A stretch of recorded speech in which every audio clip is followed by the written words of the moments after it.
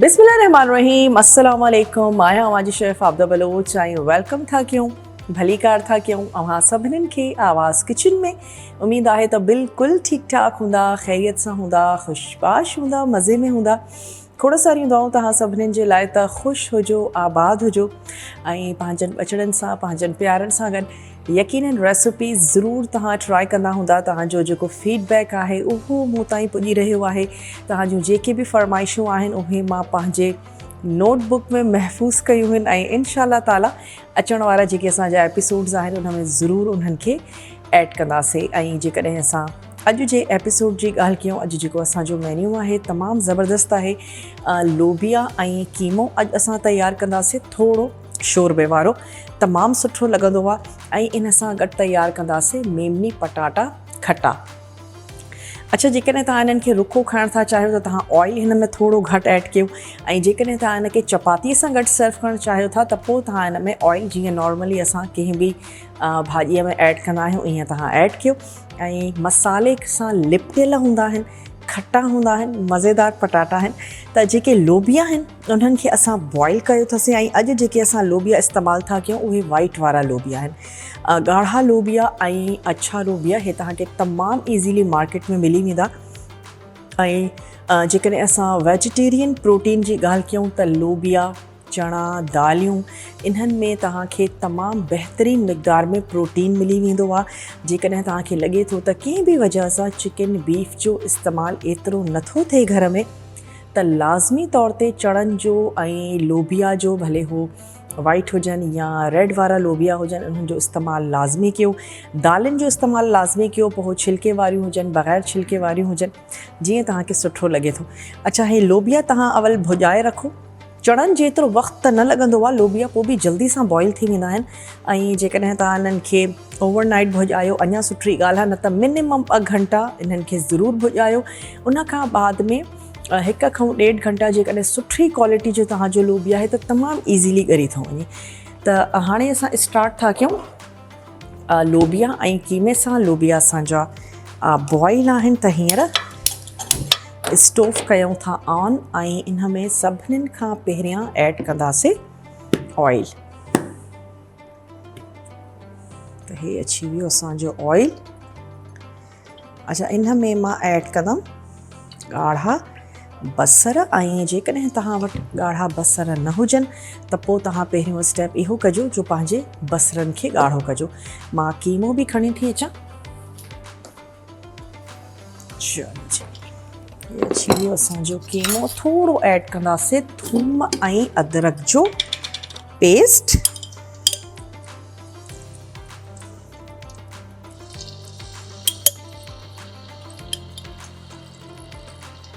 चलो जी, थूम ऐं अदरक जो पेस्ट शामिल कयोसीं। थोरो मां ऐड कंदमि साबित गरम मसालो, जंहिंमें 0 पहिरियां त अची वियो।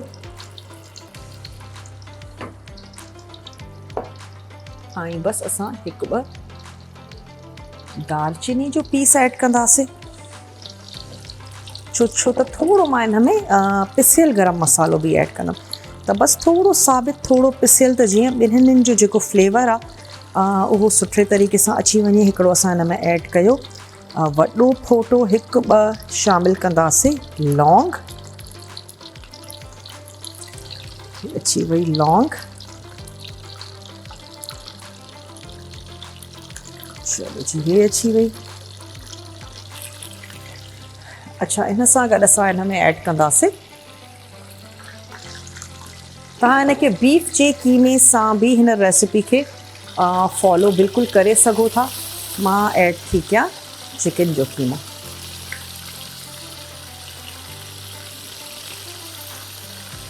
अच्छा, मां हिकिड़े पासे सां ई ऐड कयो आहे त जीअं जेके असांजी थूम ऐं अदरक जो पेस्ट आहे थोरो अञा बि गोल्डन थी वञे।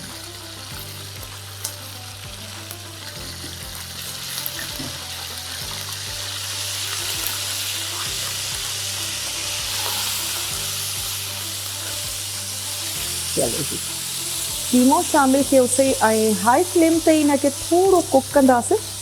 ऐं हींअर मां इन में ऐड कंदमि टमाटा 3 अदद मां वटि टमाटा आहिनि, इन्हनि खे बारीक स्लाइस था कयूं ऐं टमाटनि सां ई इन्हनि जी ज़बरदस्त ग्रेवी बि तयारु थींदी। अच्छा, चांवरनि सां बि इलाही सुठा लॻंदा आहिनि ऐं नान ऐं चपाती सां त तव्हां हिनखे सर्व करे ई सघो था। ॻाढ़ा लोबिया बि चांवरनि सां गॾु सर्व कया वेंदा आहिनि, तमामु ज़बरदस्त लॻंदा आहिनि। पर जेका बि भाॼी तव्हां वरी चांवरनि सां सर्व था कयो त पोइ वरी थोरी हो छिडरी हुजे त सुठी लॻंदी आहे। गरम मसालो ऐं थूम ऐं अदरक जो पेस्ट असां हिन में शामिलु कयोसीं। हाणे असां ऐड कंदासीं हिन में टमाटा। अच्छा, जेके मसाला आहिनि उहे असांजा बिल्कुलु बेसिक आहिनि। लूणु ऐं ॻाढ़ा मिर्च असां हिन में शामिलु कंदासीं, हेड असां हिन में ऐड कंदासीं ऐं सुका धाणा।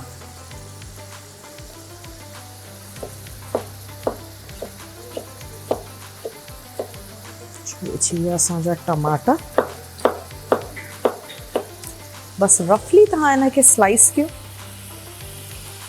अच्छा, कीमे जो इहो पंहिंजो ई पाणी आहे, मां हिन में पाणी ऐड न कयो आहे, पर हींअर ई असां हिन में शामिलु था कयूं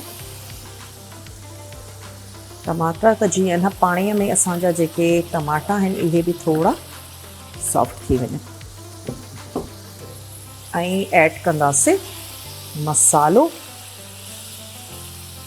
अच्छा, मसालो एतिरो ऐड कजो जो तव्हांजे लोबिया ऐं तव्हांजो जेको कीमो आहे उन जे लाइ काफ़ी हुजे। त हिकिड़ो टीस्पून लेवल में हेड शामिलु कंदासीं।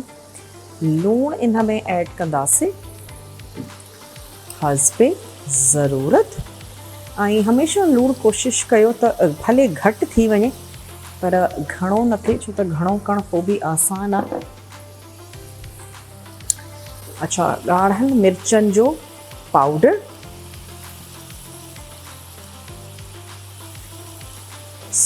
तक़रीबन हिकिड़ो टीस्पून ऐड कयोसीं ऐं सुका धाणा मां हिन में शामिलु कंदमि 2 टीस्पून।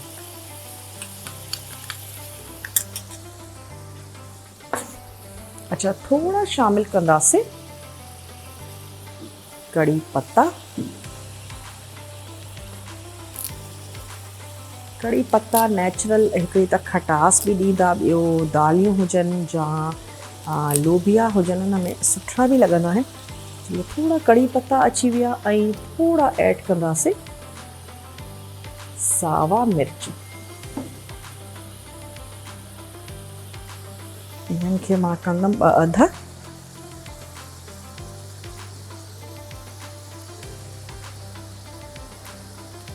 ऐं लोबिया जे बारे में मां तव्हांखे ॿुधायो त भुॼाए रखो, भुॼाइण खां बाद में तव्हां हिनखे बॉइल कयो। जेकॾहिं तव्हांजे घर में खारो पाणी ईंदो आहे त लोबिया खे भुॼाइण जे लाइ या बॉइल करण जे लाइ तव्हां मिठे पाणी जो इस्तेमालु कजो, न त तव्हांजा जेके लोबिया आहिनि उहे तव्हांखे इलाही तंग कंदा। नंढड़ी असां वटि ब्रेक जो टाइम थी वियो आहे, तव्हांखे केॾांहुं बि नाहे वञिणो, असां सां गॾु ई रहिजो। मिलूं था नंढड़ी साहे खां पोइ।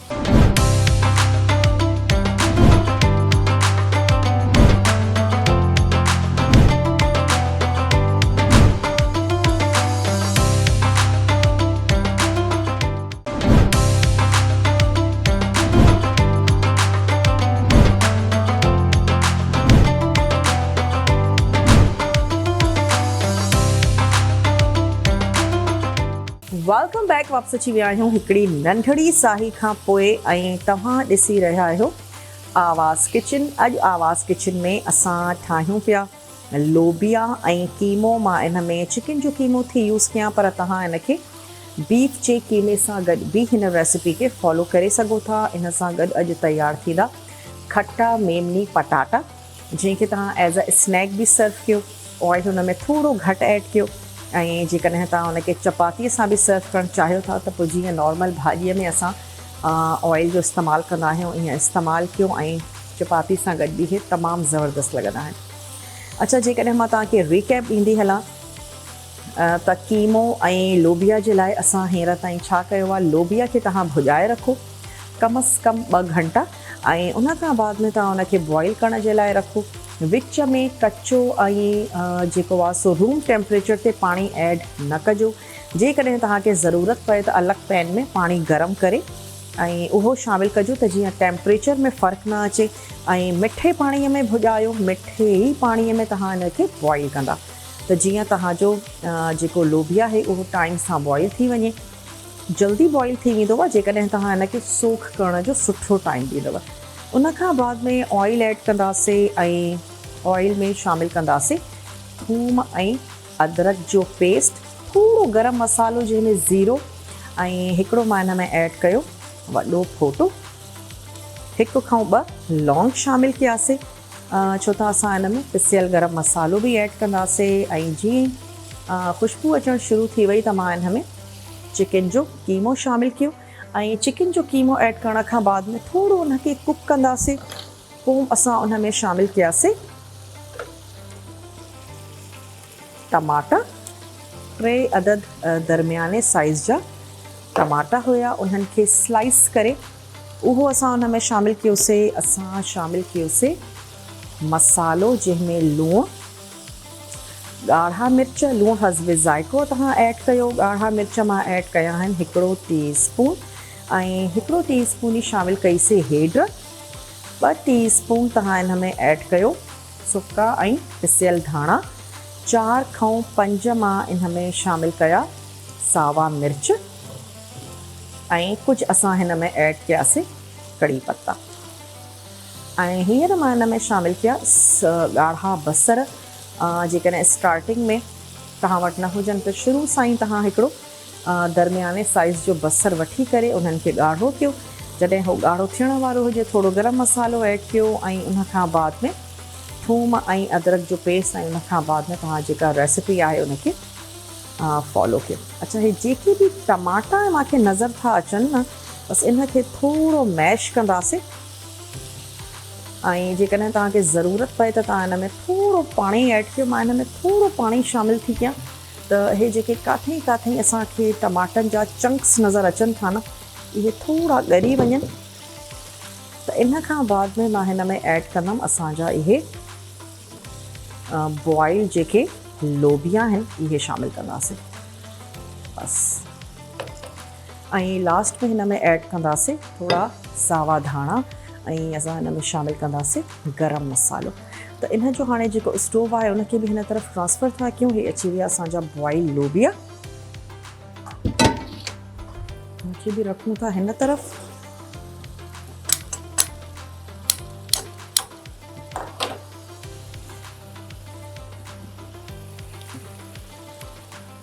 चलो जी,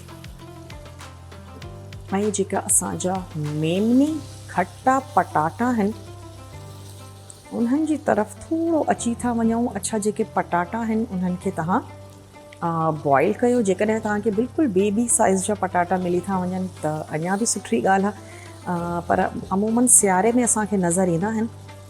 ऐं न त तव्हां नॉर्मल साइज़ जा पटाटा वठी करे उन्हनि खे बॉइल कयो ऐं बॉइल करण खां बाद में हिकिड़े पटाटे जा 4 या 8 जेतिरो वॾो उनजो साइज़ आहे बसि उनजे हिसाब सां तव्हांजा पीसिस कयो। हे अची विया असां वटि बॉइल पटाटा ऐं हिकिड़े पटाटे जा कंदासीं 4 अध। खट्टा पटाटा तमामु ज़बरदस्त लॻंदा आहिनि ऐं ख़ासि तौर ते जॾहिं सियारे जा मज़ेदार वारा पटाटा हुजनि, एज़ अ स्नैक तव्हां इनखे सर्व करे सघो था। अच्छा, हे थोरो वॾो हुयो त मां हिन जो 8 पीस कट कया आहिनि। ऐं जेकॾहिं असां मसाले जी ॻाल्हि कयूं त इन में असां ऐड कंदासीं हेड शामिलु कंदासीं, थोरा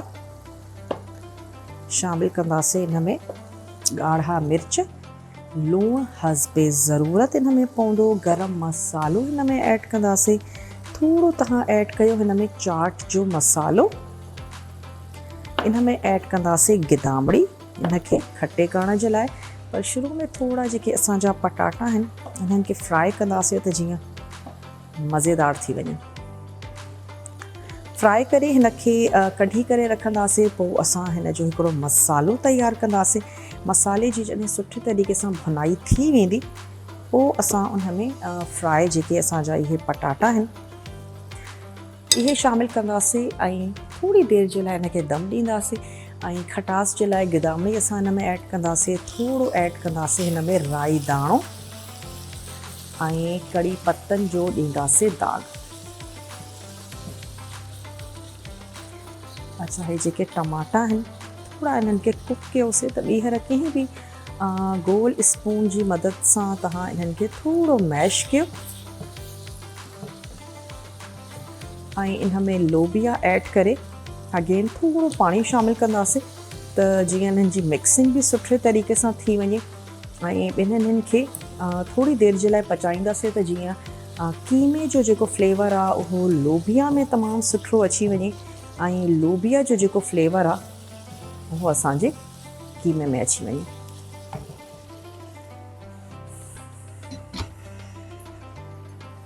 त इन में मां ऐड थी कयां हे असांजा जेके असां लोबिया कुक करे रखिया आहिनि इहे शामिलु कंदासीं।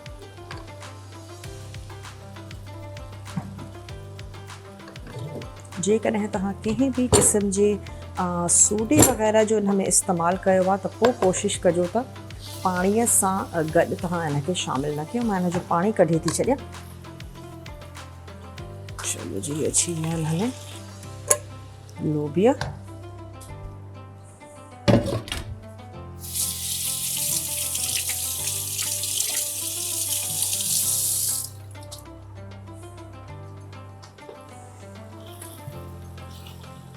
ऐं हींअर ऐड कंदासीं पाणी त जीअं लोबिया ऐं जेको कीमो आहे उन्हनि जी मिक्सिंग बि थी वञे।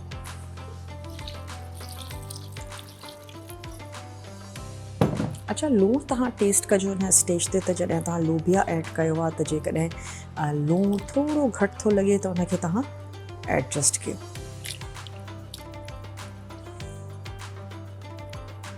चलो जी, हिनखे कंदासीं। हे थी वियो मिक्स ऐं इन खे ढक था ॾियूं।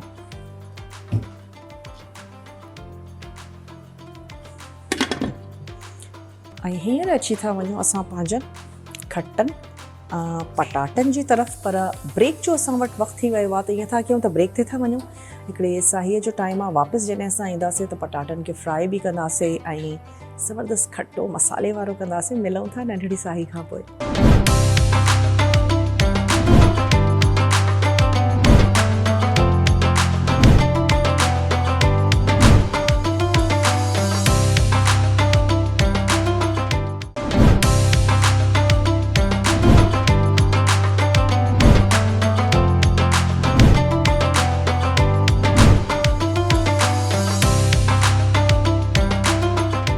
Welcome back. वापसी अची विया आहियूं हिकिड़ी नंढड़ी साही खां पोइ ऐं तव्हां ॾिसी रहिया आहियो आवाज़ किचन। अॼु असां आवाज़ किचन में ठाहियूं पिया लोबिया ऐं कीमो असां हिन में चिकन जो यूज़ कयो आहे। तव्हां बीफ जो कीमो बि इस्तेमालु करे सघो था। बाज़ वक़्तु असां कंहिं बि वजह सां न यूज़ कंदा आहियूं, जल्दी जे करे या कंहिंखे अक्सर मना हूंदो आहे त तव्हां चिकन जे कीमे में ठाहियो या जेको तव्हांखे बहितर ऐं कन्वीनियंट थो लॻे। अच्छा, हिन तरफ़ अची था वञूं ऐं खटा जेके असांजा मेनली पटाटा आहिनि उन्हनि जे लाइ अवल पटाटनि खे थोरो कंदासीं फ्राई। हे असां बॉइल करे रखिया हुयासीं ऐं इन्हनि जी मां कटिंग कई हुई। हिकिड़े पटाटे जा तव्हां 4 या 8 पीस कयो, डिपेंड थो करे त पटाटा तव्हांजा केतिरे वॾे साइज़ जा आहिनि। अच्छा, इन में थोरो ऐड कंदासीं कड़ी पत्तो। स्टार्टिंग में हिन में शामिलु था कयूं त जीअं ज़बरदस्त फ्लेवर अची वञे। कड़ी पत्ते में हिकिड़ी नेचुरल खटास हूंदी आहे। इहा ई वजह आहे जो कंहिं बि खटी शइ में जॾहिं असां ऐड कंदा आहियूं त फ्लेवर अञा बि सुठो अची वेंदो आहे, ज़बरदस्त। त हे असां हिन में शामिलु कंदासीं ऐं ॿियो हिकिड़ो इंग्रेडिएंट असां हिन में ऐड कंदासीं राई। थोरी मां हिन में राई बि शामिलु थी कयां ऐं इन खे एतिरो फ्राई कंदासीं त थोरो गोल्डन थी वञनि ऐं पटाटा मज़ेदार थी वञनि। लूणु ऐड कंदासीं हिन में त जीअं रुखा फिका न रहनि ऐं स्टार्टिंग में ई लूणु हूंदो त ज़बरदस्त थी वेंदा असांजा पटाटा। थोरो हस्बे ज़रूरत लूणु ऐड कयोसीं।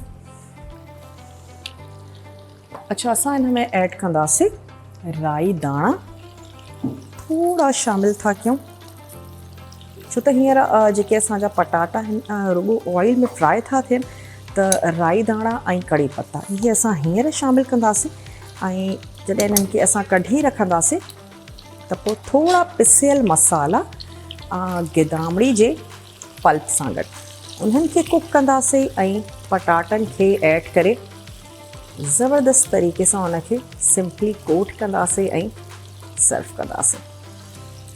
त राई दाणा ऐं कड़ी पत्ता बॉइल हिन में अची विया असांजा पटाटा। लूणु असां हिन में ऐड कयोसीं हस्बे ज़रूरत। अच्छा, हिते बि जेको असां पाणी ऐड कयो हुयोसीं उहो सुठे तरीक़े सां बॉइल थो थिए। कीमो अची वियो ऐं लोबिया। थोरो मां इन जो लूणु चेक कयमि न त हिनखे एडजस्ट करे वठंदासीं।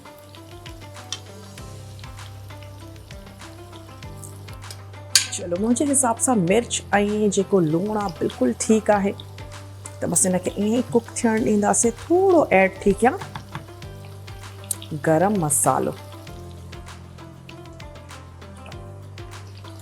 पिसियल थोरो ऐड कंदासीं गरम मसालो हिन में शामिल कयोसीं ऐं सावन धाणनि जूं थोड़ियूं ऐड कंदासीं हिन में डंडियूं।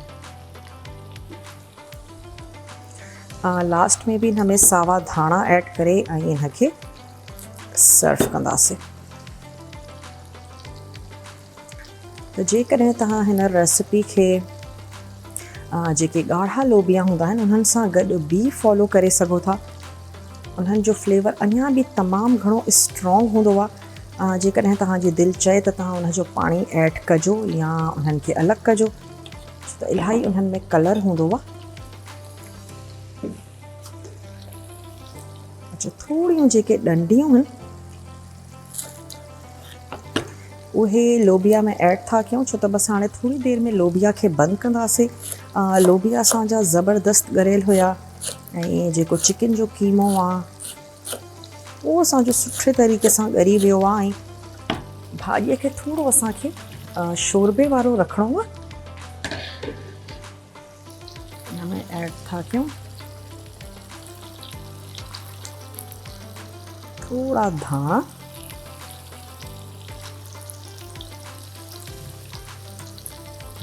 थोरो हिनखे कंदासीं मिक्स। पिसियल असां हिन में ऐड कयोसीं गरम मसालो।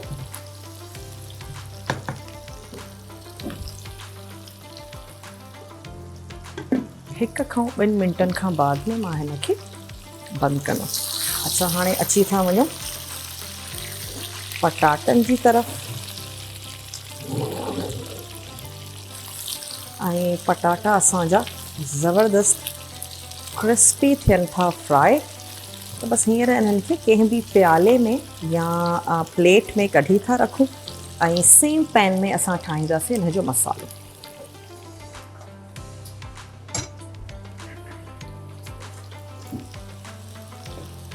राई दाणे ऐं कड़ी पत्तो, राई दाणो ऐं असां हिन में शामिल कयोसीं लूणु। बसि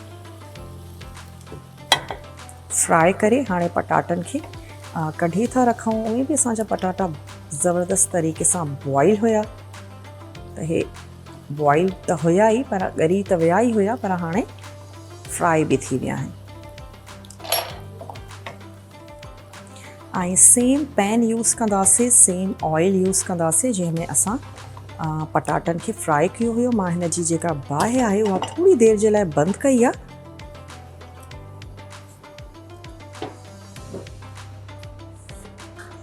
अच्छा, ॾिसण में बि तमामु ख़ूबसूरत लॻंदा आहिनि। चलो जी, अच्छा, बाहि हिन जी आहे बंदि। हिन में असां ऐड कंदासीं थोरो ज़ीरो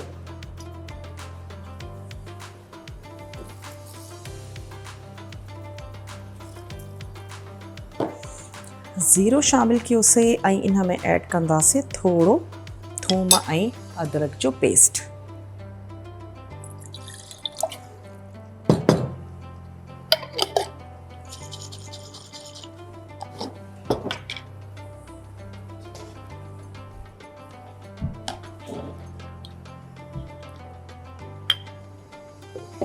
स्टोव कंदासीं ॿीहर ऑन ऐं हितां जेको असांजो कीमो ऐं लोबिया हुया उहे बिल्कुलु रेडी थी विया आहिनि, त उन्हनि जो स्टोव बंदि था कयूं ऐं इन्हनि खे कढी करे सर्व कंदासीं।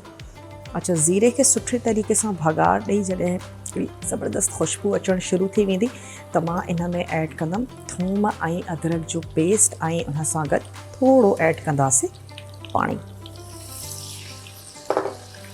हे अची वियो। हाणे हिन में ऐड कंदासीं कुझु मसाला, जंहिंमें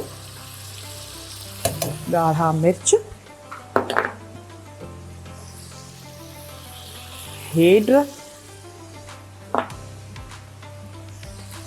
पिसियल गरम मसालो, थोरो कंदासीं मिक्स।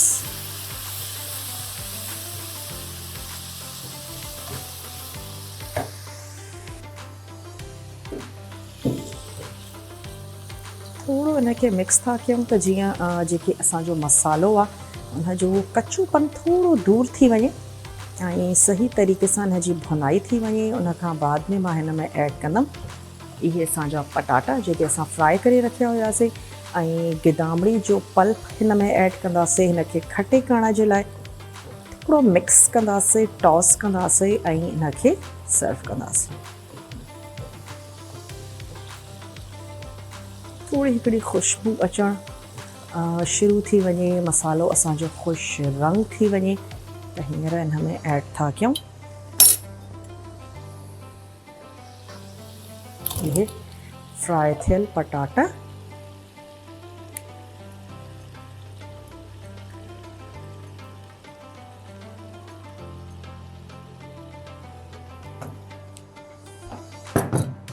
हिन में ऐड कंदासीं गिदामड़ी,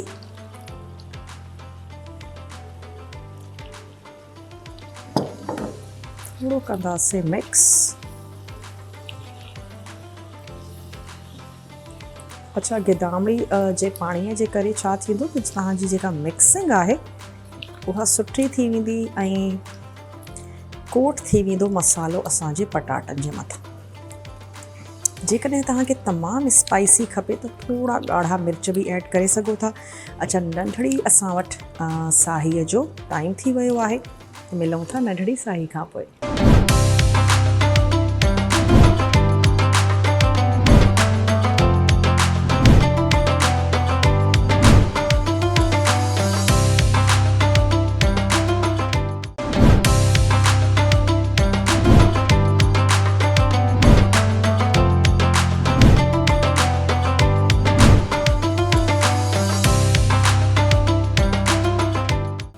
वेलकम बैक। वापस अची विया आहियूं हिकिड़ी नंढड़ी साही खां पोइ।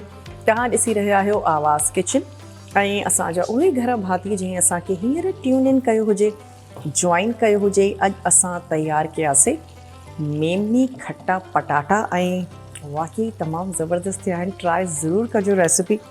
मूंखे लूणु थोरो घटि पियो लॻे, मां हिन में लूणु ऐड कयो ऐं थोरा शामिलु कंदासीं कुटियल ॻाढ़ा मिर्च, बिल्कुलु मामूली, थोरो हिनखे अञा बि स्पाइसी करण जे लाइ। बसि हाणे मां ऐड कंदमि पंहिंजी ॿिन्हिनि रेसिपियुनि में सावा धाणा कटे करे। इन जी बाहि बि कंदासीं बंदि ऐं हिकिड़ो क्विक रिकैप पटाटनि जो। पटाटनि खे तव्हां बॉइल कयो, बॉइल करण खां बाद में उन्हनि खे क्यूब्स कयो, क्यूब्स करण खां बाद में ऑयल में पटाटनि खे फ्राई कयो कड़ी पत्ते ऐं राई दाणे सां गॾु। थोरो उन्हनि में ऐड कयो लूणु त जीअं स्टार्टिंग में लूण खे हो एब्ज़ॉर्ब कर। उन खां बाद में तव्हां पटाटनि खे कढी करे रखो ऐं सेम पैन ऐं सेम ऑयल में ऐड कंदासीं ज़ीरो। जीअं ज़ीरो थोरो गोल्डन थी वञे, थूम ऐं अदरक जो शामिलु कयो पेस्ट थोरे पाणीअ सां गॾु।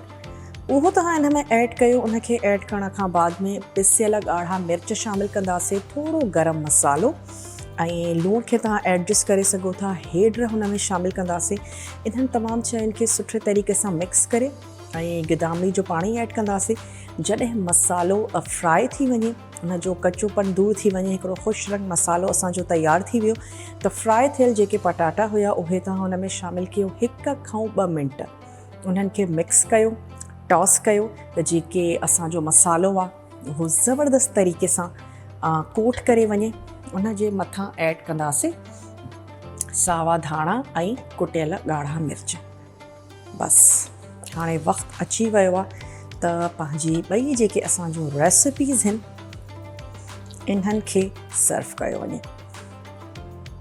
चपाती सां गॾु या नान सां गॾु तव्हां इन्हनि खे सर्व कयो, तमामु ज़बरदस्त लॻंदो। ब्रेकफास्ट में तव्हां इन्हनि खे उफराटनि सां गॾु सर्व करे सघो था। ॿार त उहे बि पटाटा इलाही शौक़ सां खाईंदा आहिनि। त जॾहिं तव्हांखे घणी महिनत न करणी हुजे ऐं पटाटनि जो स्पेशली भई छा तयारु करिणो आहे, ठाहिणो आहे, झटपट तयारु कयो मेमनी खट्टा पटाटा। चलो हे अची विया असांजा। थोड़ी जेके इन जूं साइड्स आहिनि उहे क्लीन था कयूं।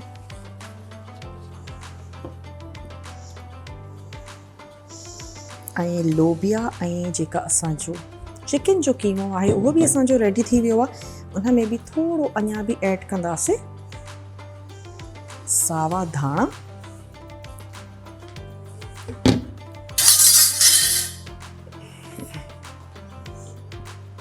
खुशबू तमामु ज़बरदस्त थी अचे ऐं थोरो शोरबे सां गॾु इन्हनि खे तयारु कयो आहे। इन्हनि खे बि कढी करे कयूं था डिश आउट। ऐं शोरबे वारा खाधा उहे वॾी बरकत वारा हूंदा आहिनि। तव्हांजे घर में का दावत हुजे, गेट टुगेदर हुजे, ड्राई आइटम्स भले कयो, कबाब या कढ़ाई वग़ैरह, पर हुन सां गॾु कुझु अहिड़ो ज़रूरु हुजे, निहारी या पावा जंहिंमें सुठो शोरबो हूंदो आहे, आलू गोश्त आहे। चलो जी, ये असां कयोसीं डिश आउट। वाइट लोबिया ऐं चिकन जो तयारु कयोसीं कीमो। कुझु बि तव्हांजे ॾिसण खां या ॿुधण खां सम्झण खां कुझु रहिजी वियो हुजे, सोशल मीडिया ते असांजा लिंक्स मौजूदु आहिनि ऐं उन्हनि खे तव्हां क्लिक करे सघो था। असांजा क्लिप्स शेयर कया वेंदा आहिनि, यूट्यूब ते असांजो शो अपलोड कयो वेंदो आहे, उहो तव्हां ॾिसी सघो था। ऐं कुझु बि रहिजी वियो हुजे त तव्हां उनखे नोट डाउन कयो। उमेदु आहे त अॼु जूं रेसिपीज़ बि तव्हांखे सुठियूं लॻियूं हूंदियूं। इंशाअल्लाह ताला ज़िंदगी ऐं सिहत साथ ॾिनो त तव्हांजे साम्हूं हाज़िर थींदासीं आवाज़ किचन जी न्यू फ्रेश एपिसोड सां गॾु, ज़बरदस्त क़िस्मनि जूं रेसिपीज़ खणी करे। जेके तव्हां असांखे फरमाइशूं कयूं आहिनि उन्हनि मां बि कुझु रेसिपीज़ ज़रूरु ऐड कंदासीं। ऐं पंहिंजो खोड़ सारो ख़्यालु रखंदा। मूंखे ऐं मुंहिंजी टीम खे ॾींदा इजाज़त। टेक केयर, अल्लाह हाफ़िज़।